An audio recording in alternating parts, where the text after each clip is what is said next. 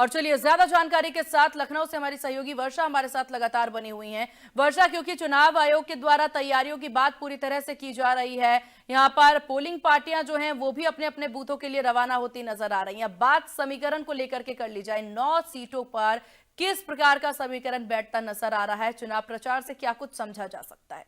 देखिए, जिस तरीके से कल चुनाव प्रचार समाप्त हो चुके, उसके बाद अब इंतजार हर कोई यही कर रहा है कि कब चुनाव शुरू हो, किस तरीके से मतगणना होगी, फिर उसके बाद रिजल्ट कैसा आएगा। लेकिन अगर बात की जाए उत्तर प्रदेश में जिस तरीके से 9 सीटों पर चुनाव होने वाले, वहाँ चुनावी समीकरण की तो अलग अलग जगह पर जिस तरीके से प्रत्याशियों को उतारा गया है, ये खासा देखने को मिल रहा है कि इस बार की जो टक्कर है वो बीजेपी और समाजवादी पार्टी के डायरेक्ट हो रही है। क्योंकि देखिए, उत्तर प्रदेश की राजनीति में वैसे भी बसपा ने कई प्रत्याशी उतारे हैं और इसके बाद जो टक्कर देखने को मिल रही है वो समाजवादी और बीजेपी की देखने को मिल रही है। क्योंकि इस बार का चुनाव काफी अहम भी माना जा रहा है, क्योंकि लोकसभा का जो रिजल्ट आया उसके बाद उपचुनाव में जिस तरीके से मुख्यमंत्री योगी आदित्यनाथ ने पूरी तरीके से कमान अपने हाथ में रखी, जगह जगह उन्होंने प्रभारी मंत्री उतारे। प्रभारी मंत्री उतारने के साथ साथ उन्होंने दिशा निर्देश दिए कि इस बार का उपचुनाव कितना अहम हो सकता है, किस तरीके से प्रभारी मंत्रियों को अपने काम करने होंगे, जगह जगह जाना होगा, लोगों से मिलना होगा, जगह जगह बैठकें करनी होगी। इसके साथ साथ बीजेपी के जो मुद्दे हैं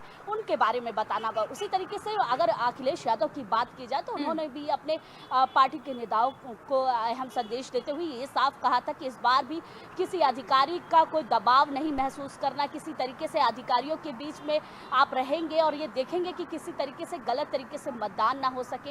हर तरीके से हर जगह, हर विधानसभा क्षेत्र में एक एक पोलिंग स्टेशन पे हर प्रत्याशी के साथ उनके कार्यकर्ता मौजूद रहेंगे, हर जगह जांच पड़ताल और इसके साथ ही वर्षा, देखिए सपा ने 10 नंबर भी जारी किए हैं। सपा ने उपचुनाव को लेकर के 10 नंबर जो जारी किए हैं, इसके पीछे का क्या मकसद समझा जा सकता है? क्या कुछ कारण है सपा के द्वारा ये नंबर जारी करने का? व्हाट्सएप नंबर बताया जा रहा है।